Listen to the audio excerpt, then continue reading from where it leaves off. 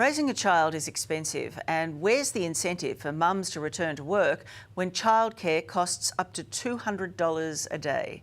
Even with subsidies, some parents say it's just not worth it. It's just quite gut-wrenching because it just feels like it's almost robbery.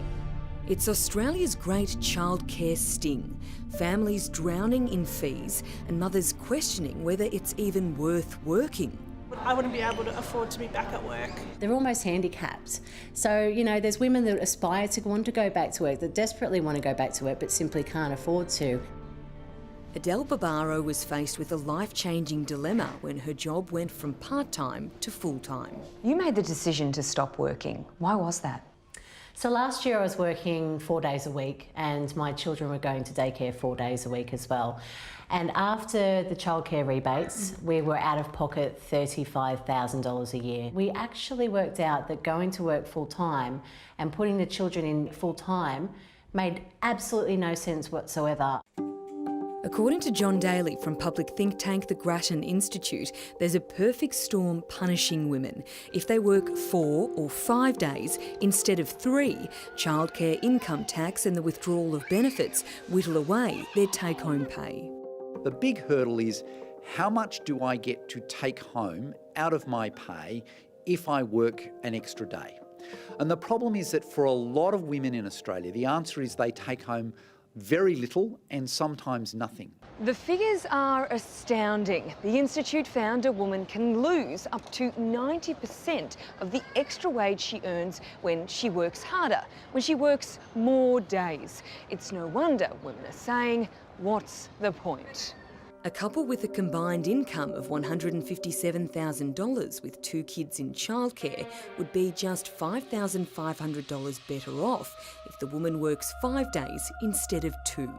Before having kids, Belinda, Hannah and Esther were working full-time in jobs they loved. Well, yes, I studied for quite a long time to be where I am, and I felt that if I was to take too much time off from the workforce, that would be a negative impact on my career progression. Keen to keep their careers, they've embraced part-time working hours. You want to set a good example for your children that you do work, but you also want to be there to watch them grow and nurture them. As a mum, I feel like I'm contributing to the next generation too. I just want both roles to be seen as both equally important. The Institute found having women work an extra day each week is one of the biggest things the government could do to increase the economy. I think it's one of those areas where if governments were more often run by women who had children, then they would probably be a lot more responsive to this issue. After subsidies, families paid on average $74.30 a week for childcare in 2011, $100.50 in 2014 and $110.50 in 2017. What's not happening is a regulation in the cost of childcare. So I'm seeing that a lot of the privatised childcare centres are hiking up their daily fees in line with the subsidies. I see that they're publicly listed reporting millions and millions of dollars in profits every single year, but I find it's at the expense of hardworking Aussie families. Labor's promising, if elected, every working family earning up to $174,000 a year will get cheaper childcare. Shadow Education Minister Amanda Rishworth. We are going to give better subsidies than the government. That means on average people will be $1,200 per child better off.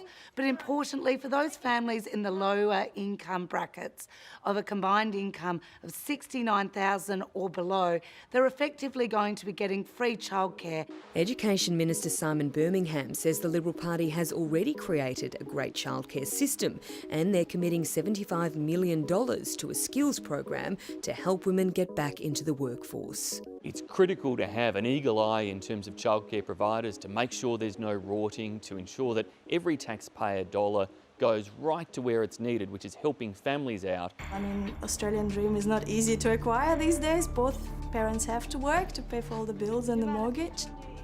Irene Becker isn't holding her breath for things to get easier. This mum and her partner both work full-time. They couldn't afford to do so without the help of their parents. If you can get hold of your parents and get their support, grab them with both hands and don't let go. But not all families have grandparents rushing to the rescue. It's not the same as it used to be, where the woman stayed at home and they had a lot of family support and a big family network to be able to support them. It's a juggling act, definitely. Well, we're running a Facebook poll to see if you think going back to work after having a child is worth it for new mothers. An overwhelming 78% of you say it's not. Just 22% say it is.